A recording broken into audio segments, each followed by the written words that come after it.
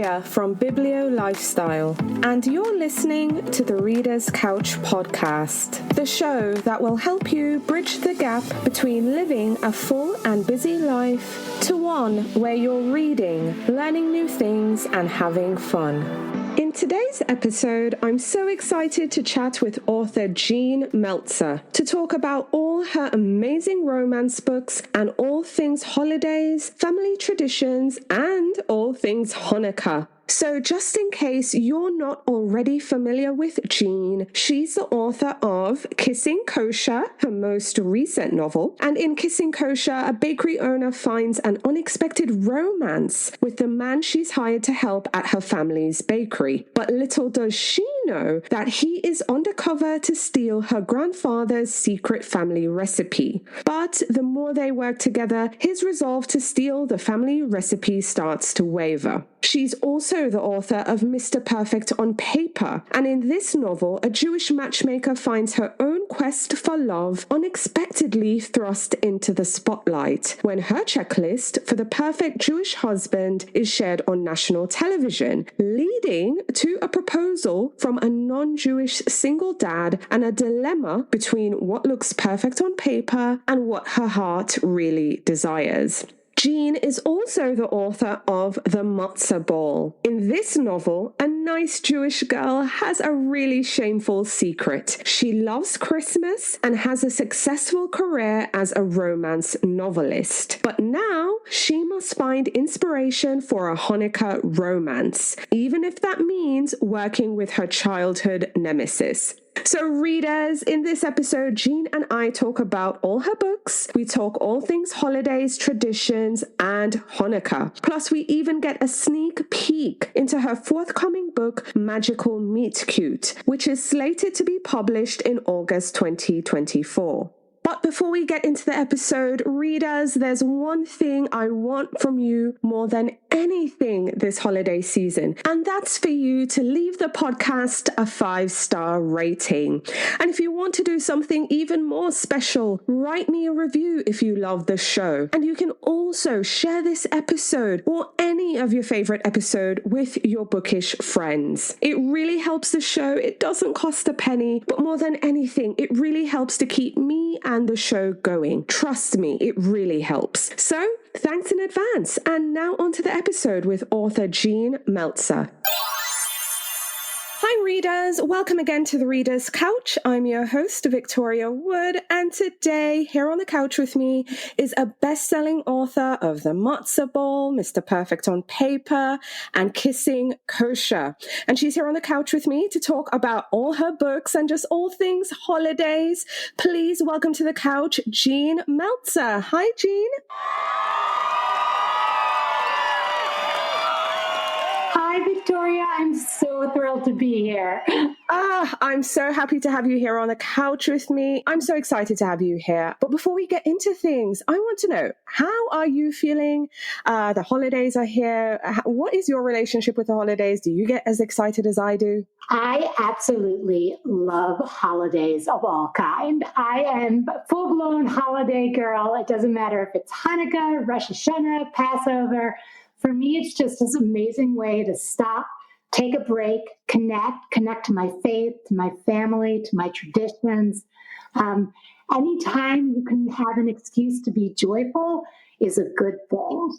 Yes, it really is a good thing. And I think we need more happy days nowadays, especially. It feels like it's an incredibly dark world out there. And that's why I'm also so grateful for your books, because they are that shining light. They always lift my spirits. And your most recent one, Kissing Kosher, which I absolutely adored. We see two bakers on two different sides of a family feud, kind of having to just, set aside their differences and come together, but also get to know each other along the way.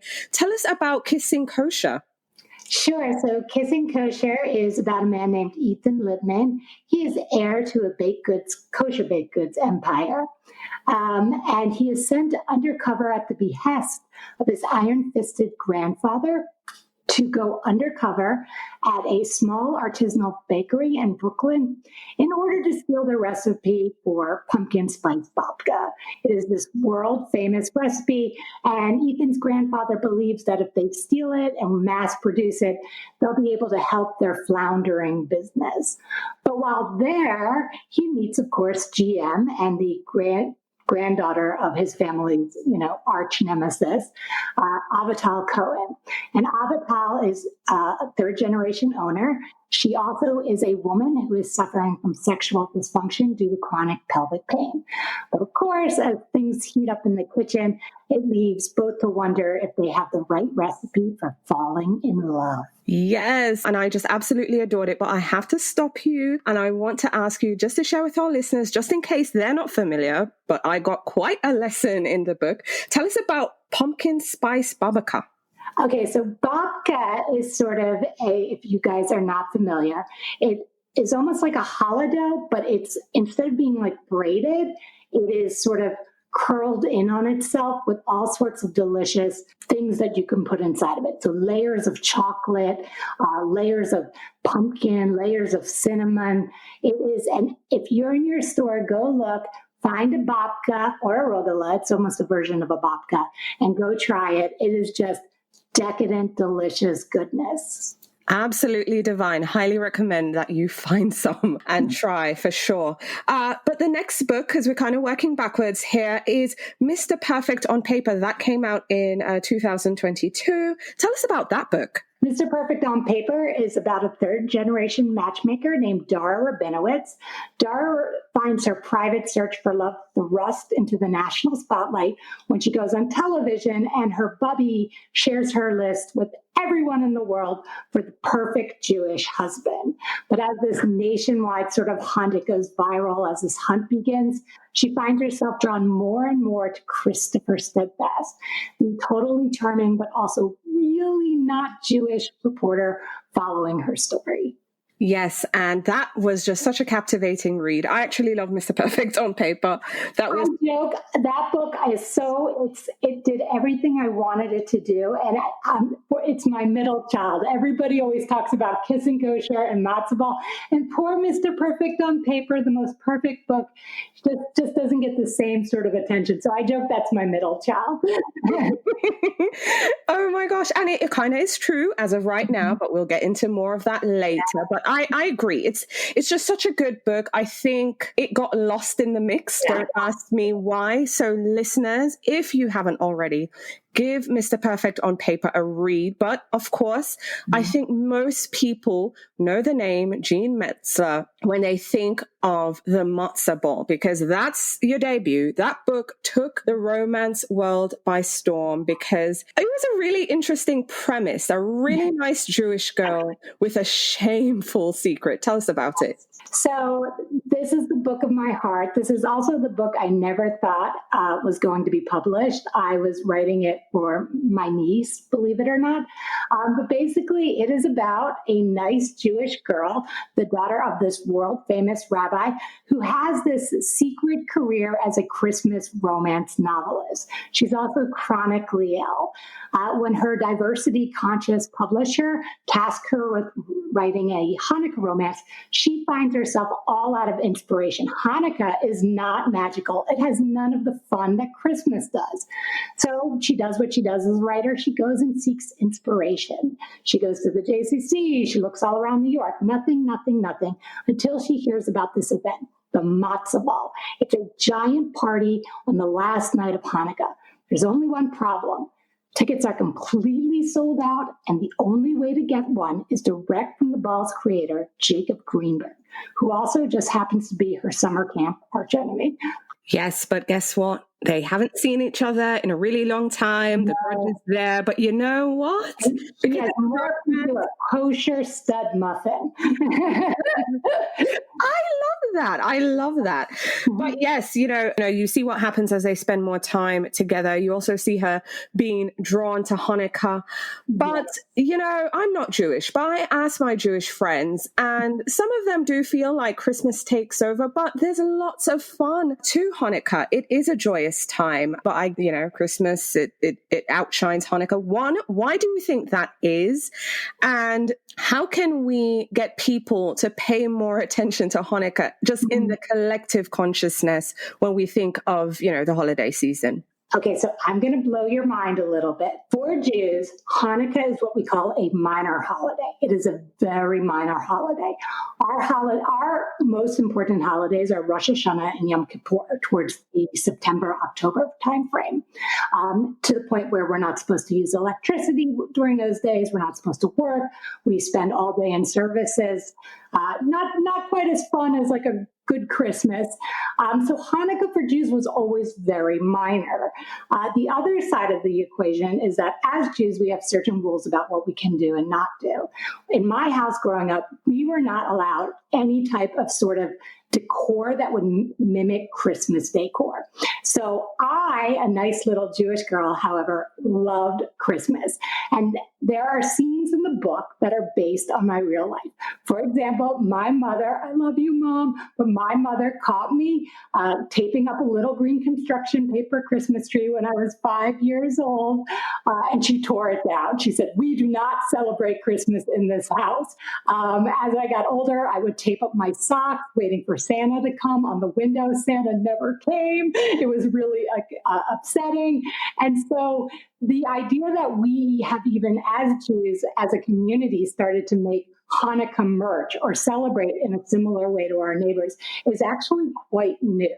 So there is also a real fear of assimilation. I don't think that fear exists for my generation as it did for my parents' generation and my grandparents' generation.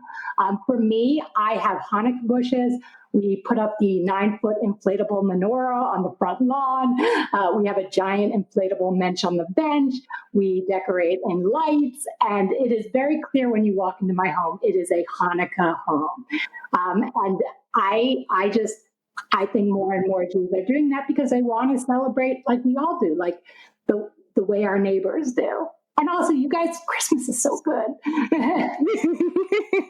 I love Christmas. I really do. I also love seeing when my Jewish friends go all out for Hanukkah, even though you're absolutely right, it is a minor holiday on your calendar, but it's just a joyous time. I think so many people are just, doing different things. It's a time of year when I think we feel more festive than anything else. So I love seeing the Jewish symbols on the front yard or your front door, even if, you live in an apartment or something. The irony is that for Jews, you are actually supposed to publicize the miracle of Hanukkah by putting your menorah, your Hanukkah, in the window. So it's interesting that Christians have so much of a tradition of lights and publicizing their holiday. But as Jews, it seems very quiet. So yeah, technically when you're putting up those decorations, it is our mitzvah. It is a good deed to do it. Oh, I love hearing that because yes, I want to see more of it for sure. Christmas, I love Christmas, obviously, but I love seeing these different things. But I really want to get into some tradition. So I think everyone knows the lighting of the candles and the blessings, of course, but I'm curious about the food. If I were to walk into a Jewish kitchen during Hanukkah, what am I smelling? What am I seeing? Give me the visual. So the basics of the Hanukkah story, you're going to love this. The basics of the Hanukkah story is that they were rededicating a temple. There was only enough oil for one night, and miracle of miracles, it lasted for 8 nights. And so this is why Jews light candles for 8 nights. We light with one candle all 8. But because the miracle revolved around oil, it is a tradition to eat fried foods. So you will see something called latke, which is a potato pancake that is fried. It is delicious, and we eat it with either applesauce or sour cream. There's a heavy debate in the Jewish world about which is better. And you will see something called sufganiyot, which is fried jelly donuts. So usually if you think Dunkin' Donuts with the sugar and the jam in the middle, that's very traditional. But really anything fried, go to town. That is a high-level, delicious Hanukkah treat. You will see lots of fried foods on Hanukkah. Love it, love it, love it. Okay, so we've had some food to eat. What games are we playing? Because I have a good friend who told me about a game, but I'd love for you to share it. Okay, so getting even better, even more fun. Aside from the fried foods, it's tradition to give money or to do things with money. However, we don't actually give money. It's more symbolic. So what we do is we have these chocolate coins called gelt. And the game we play with our gelt, our chocolate coins, is actually a gambling game. It's called Dreidel. And you take turns spinning this little top, and sometimes you put in, sometimes you take out the gelt, and whoever at the end wins gets all the chocolate. Ooh, I love that. Oh, I would go to town on that. Love it. The kids love it. What music would I hear coming into a Jewish home? So we also, in my home, you're going to hear Christmas and Hanukkah music, but we have, our typical Matzah is one of our traditional songs. You'll hear a lot of what we call ruach, which is sort of spirited songs. Anything to just keep the joyous and sort of festive mood. And of course, I had a little dreidel. I made it out of clay. Amazing. So I've heard in recent times the term Hanukkah, Christmaka. How do blended families observe both holidays and put their personal spins on them? So it's interesting you asked that because my husband is actually a convert. His father was Muslim. His mother is Christian. So he grew up going to mosque and church before he converted to Judaism. And so even though my family is a Jewish family, I have a large interfaith family. And we all celebrate together in different ways. And I think that's exactly it. We've always made it a point to make sure that people's traditions, if they're coming over, are represented in my house. That I would beg my non-Jewish sister-in-law to come up every holiday because I wanted to build a big proper Christmas tree, and so my nieces and nephews. So, but it's interesting too, again, how everybody does it a little differently. Even though my Jewish nieces and nephews will get their Hanukkah gifts, my sister will give them a little gift on Christmas morning as well. So, I think it's just the same thing. It's learning from each other. It's respecting each other. I open the door to carolers. I've already started listening to Christmas music. I listen to it year round, but I go hard. I lean in hard this time of the year. And I just think, again, for me, I'm someone who believes in holding on to your joy, fighting for your happy endings. And especially right now, we need that joy. So celebrate, invite people over, make it big. Yes, I think we need that joy more than any other time in my collective memory. It's, especially at this time, and spending time with family is incredibly important. So if you have your family home with you, hold them extra near and dear, tell them you love them. And I love the fact that in your home, you respect the different traditions that we all have, because at the end of the day, I truly believe this. I really, really do, that we're more alike than we actually are different, and we can hold space for all the different traditions out there in the world. Absolutely. I love learning from both sides of my family. I love being able to impart what I believe and what I care about.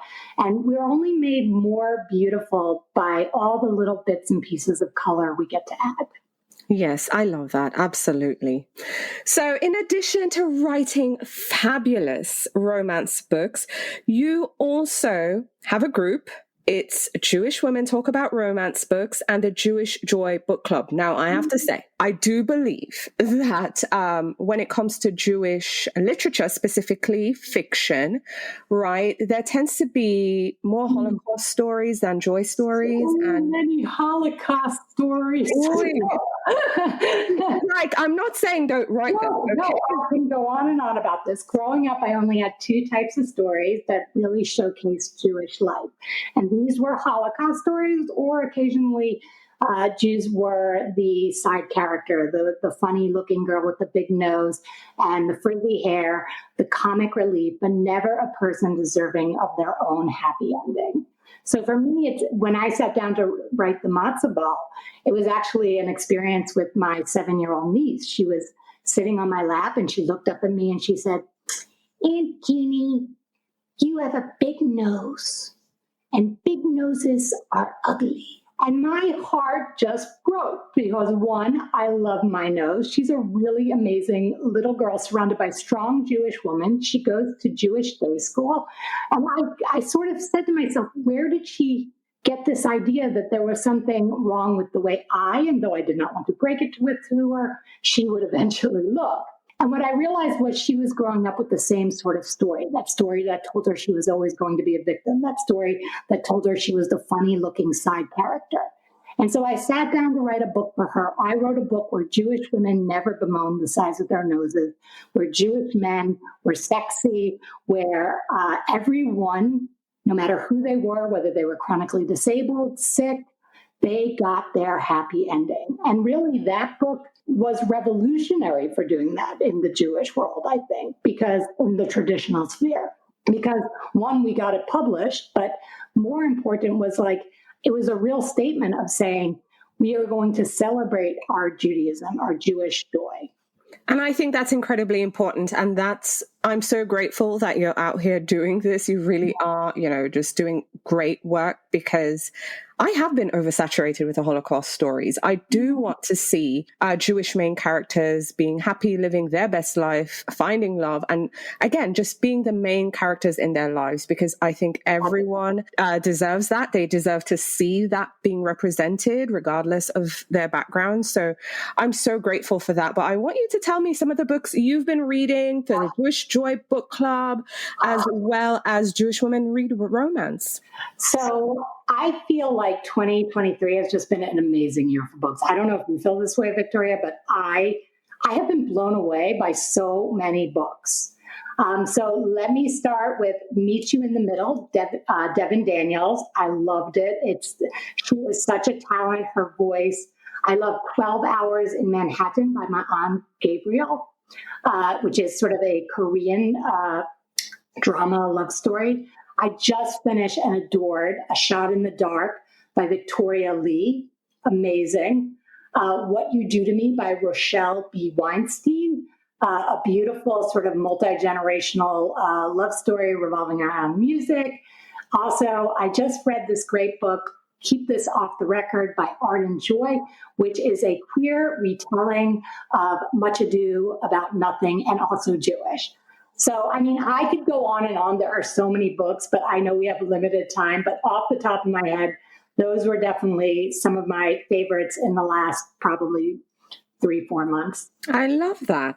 And on the note of you just out here really doing amazing work and giving us these Jewish joy-filled stories, you have a 4th book on the way. And I know it's going to be, late next year, but still, I want you to share about it. I want readers to have something to look forward to. Tell us about Magical Meet Cute.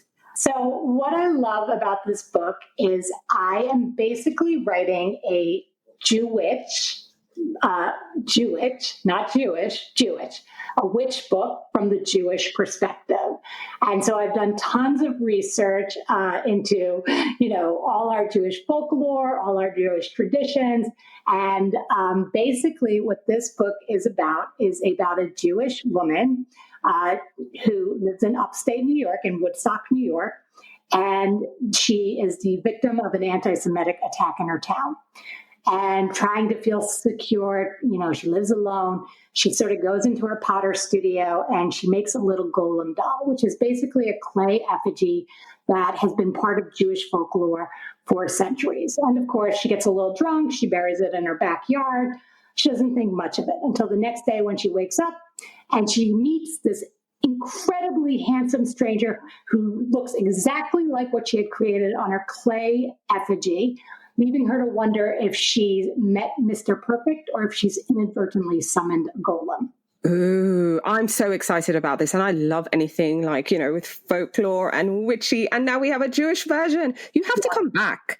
You have to. I would love to. I would absolutely love to. I think one of the cool things I get to do in Jewish romance is I get to sort of shift the lens and the worldview.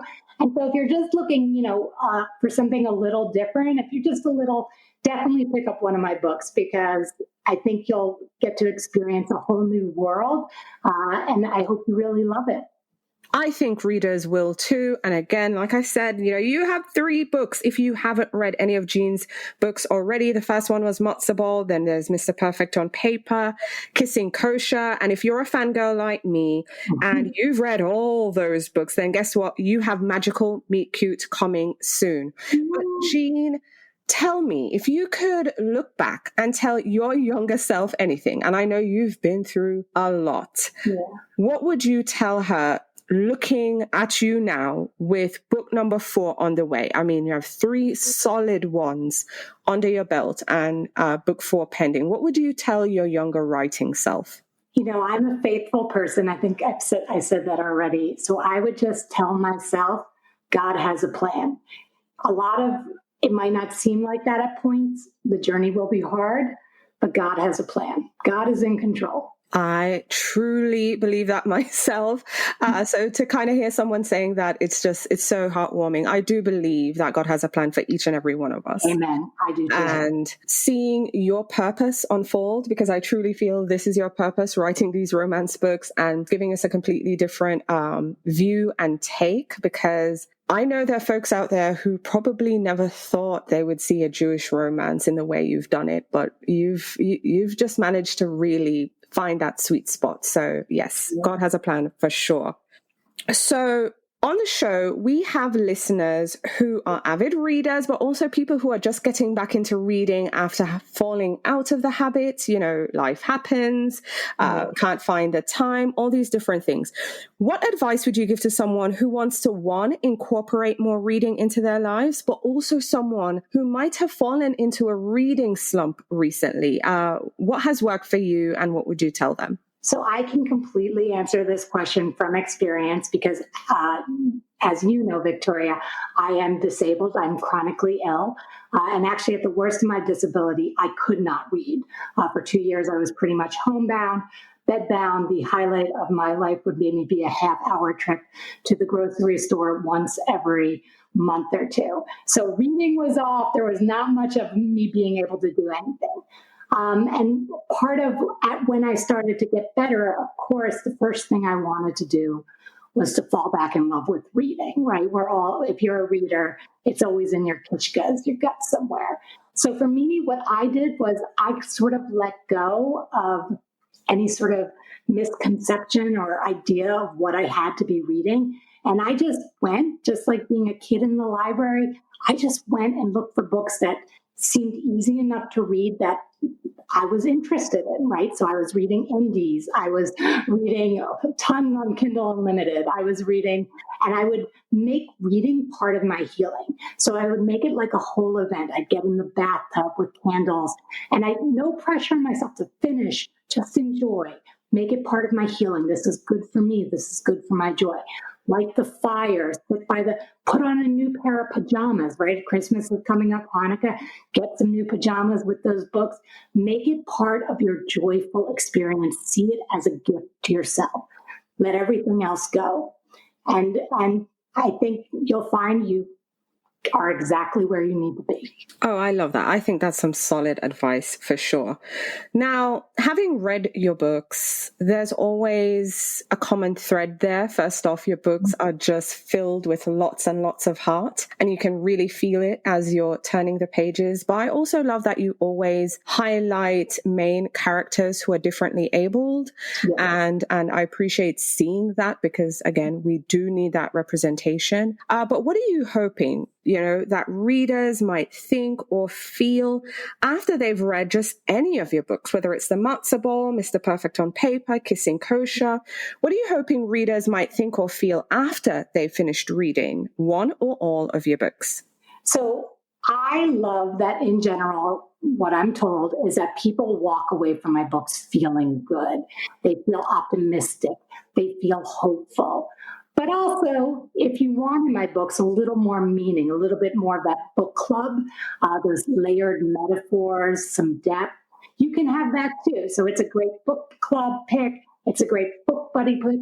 But if you're just looking for a great ride, that's cool too. My books will leave you walking away feeling good. And that's my main goal. They will make you feel good. And like I said, they're filled with lots and lots of heart. Jean, thank you so much for coming on the show and speaking with me. It's been an absolute pleasure. Thank you so much for having me. This has been amazing. I really hope I get to come back soon. You better come back, because I want to hear about that magical book, that Jew witch, say 3 times, Jew witch. I'll get some Jewish magic. Don't you worry. Yes, I'm so excited. Thank you. Thank you, everyone. Happy Hanukkah, Merry Christmas, whatever you celebrate, don't celebrate. I just wish you all the goodness, blessing, health, and joy. All the blessings, all the hope, all the joy. Yay! Thank you so much for listening to the Reader's Couch podcast. Please subscribe to the show, share it with a friend, and take a few seconds to leave a rating and review. Until next time, stay lounging, stay reading, and whenever you're in doubt, go straight to your local bookstore or library. Thanks again for listening, and happy reading.